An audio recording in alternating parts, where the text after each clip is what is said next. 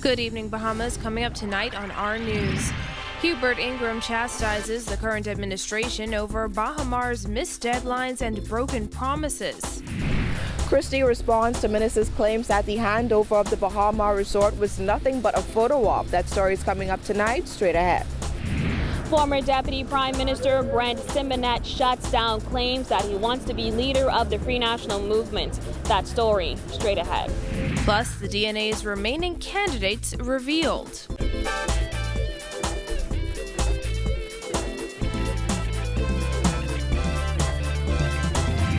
Our news is brought to you by Alive, the nation's newest and best LTE network. Good to be alive. Welcome to our news and thanks for joining us. I'm Christina McNeil. Topping news tonight, there is some merit to concerns raised by Free National Movement leader Dr. Hubert Minnis in regard to Baha and finalizing its sale. That according to former Prime Minister Hubert Ingram, who said while Minnis's comments were inartful, he was right to question the current deal and the ongoing involvement of the Chinese government after several missed deadlines and broken promises. That the government has not held them to account for their non-performance. The reality is that they said they would do this, they haven't done it, and why? Don't tell me that Sarkis Ismailian went to some court in America to get some order, when you yourself, the Prime Minister of the Bahamas, had gone to China. There was an announcement that the project would be finished in April or in May, March or April, that they were more than 90% finished, and then it didn't happen. Now you are asking me to rely upon the same contractor today to deliver? I have doubts about that. Ingram, who was a guest on Bahamas at Sunrise this morning, says he is concerned that those who committed to completing Baha in 2015 were never held accountable. When the opening deadline was missed, Ingram says there is no doubt there was a serious impact on the economy. The former Prime Minister says Minnis has not taken an unreasonable position on the matter. I think that he meant to say, well, I hope this is what he meant to say. First of all, he knows that the government doesn't own Baha, so the government can't sell Baha. So let's get that straight. I think what he meant to say is that, listen, if Baha is not sold by the time as the election, and I win the election, and I'm called upon, my government, to approve the sale of Baha to another foreigner, as an example, that I will attach as conditions to that sale that I want Bahamian contractors to finish the place, that I do not have any confidence in the existing contractor, CCA Bahamas, whatever the name is, and that these are the things that I would have on the table as conditions for my approval. Baha should never have gone into liquidation. That was a major, major error on the part of the government of the Bahamas. I have told this to the Prime Minister personally on several occasions. Baha should never have gone to liquidation. We should have held the Chinese feet to the fire to deliver on the deal we made. Ingram says there is no doubt that the Bahamas economy would be in a different place if Baha had opened as initially promised in 2015. If Baha had gone along, the government would have had more cash flow. Civil servants who have been at the top of their scale for years would have been able to get a raise. Policemen, teachers, etc. Many other things would have been able to happen if Baha had delivered on what it promised. Well, the Free National Movement leader called the transfer of mega resort Baha to Hong Kong-based Chow Tai Fook Enterprises Limited on Tuesday a great public relations exercise with no real significance. While at the renaming of schools in North Andros yesterday, the Prime Minister cried shame on Dr. Minnis. Giorgio Bain reports. Shame, shame, shame is what Prime Minister Perry Christie cried against comments from leader of the Free National Movement, Dr. Hubert Minnis, calling the handover of the Baha resort to its new owners nothing but a photo op. According to Christie, now he questions if Minnis really gets it.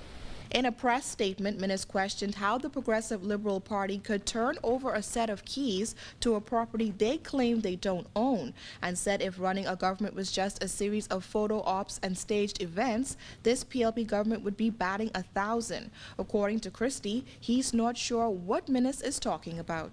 I wasn't sure what Dr. Minnis meant by that, because we were not handing over any keys. All that was taking place yesterday was the transfer of the property to the developer, from the construction company to the developer, and the Ministry of Works had issued a temporary occupancy certificate, therefore giving the developer the right to operate in the property. During the handing over ceremony, Christie also hinted that Minnis should be ashamed of himself for hoping the resort would fail in order to gain political mileage. Christie says Minnis has found a way to dumb down the significance of the entire event. I thought Dr. Minnis really had dumbed down this whole issue, and whether it's just political mischief he's doing or simply an inability to understand what is taking place. How, for the life of me, he could talk about we were handing over keys. God only knows what he was talking about, and quite frankly, I don't even know if he knew what he was talking about when he talked about handing over keys. The most important point is this, that we are delivering on the opening on April 21st of the Baha complex. In his statement on Wednesday, Minnis said that Christie's suggestion that he wants the property to fail is far from the truth, but Christie begs to differ. Dr. Minnis has found it very difficult to accommodate himself to the fact that this property is no longer in bankruptcy. He seems bewildered by this reality that it is open, that young Bahamians are walking in there with smiles on their faces because they're employed, and I cry shame on him. Shame on him, because he does not understand the moment. The moment demands that leaders of our country applaud what is taking place, because Bahamians are able to take jobs and have a dignified existence. Reporting for our News, I'm Georgia Bain. In other news, police have issued a wanted poster for 45-year-old Omar Archer. According to police, Archer of Lewis Street, Nassau Village, is wanted for questioning in reference to possession of an unlicensed firearm. This comes after a photo of Archer holding a firearm appeared on social media this week. Police describe Archer as having a dark brown complexion, of slim build, and standing between 5 feet 9 inches and 6 feet tall. Anyone with information about his whereabouts is asked to contact police at 919 or Crime Stoppers at 328-TIPS. Meanwhile, former Deputy Prime Minister Brent Simonet is shooting down claims that he has plans to unseat Dr. Hubert Minnis as leader of the Free National Movement. Simonet's return to frontline politics has raised concern among several members of the Progressive Liberal Party. But Simonet told a crowd of FNM supporters last night that it's Prime Minister Perry Christie who needs to watch his back. Jasmine Brown has more in this report.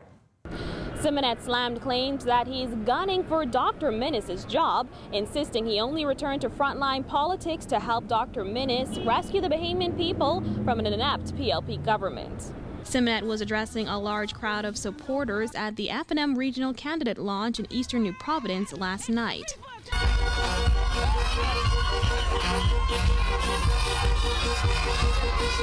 Simonet, who served as Deputy Prime Minister and Deputy Leader of the FNM during the last Ingram administration, became the party's candidate for St. Anne's after returning to frontline politics earlier this month. He was one of 5 candidates who were officially launched last night. The former DPM insisted Minnis has nothing to worry about. I was amused to see how Leslie Miller said that when the FNM are elected, so first of all he admitted the FNM are going to win the election. Then he suggested that I'm going to take over. I am here tonight to declare I have no such intention. We have one leader, Dr. Hubert Minnis.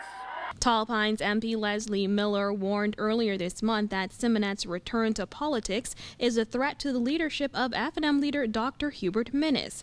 He also predicted Minnis would not last 6 months if he becomes Prime Minister. Simonet fired back, insisting it's Christie who should be worried. What they should be afraid about is they ain't gonna win. But if they should win, Perry Christie will only last 1 day because Brave Davis and his bunch will throw him out.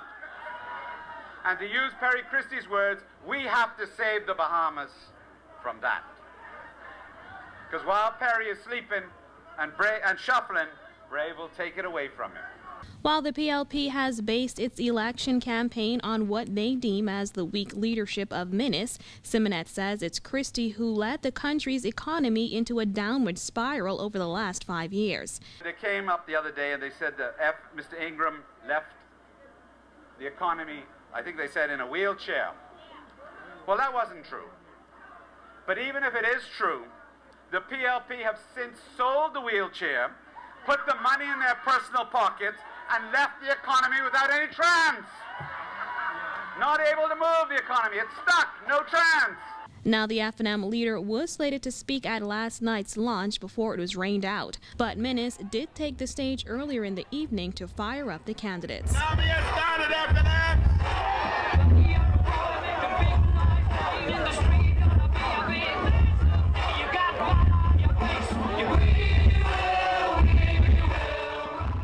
Reporting for our News, I'm Jasmine Brown. Still to come on our News, the DNA names its final 5 candidates. That's coming up when our News returns.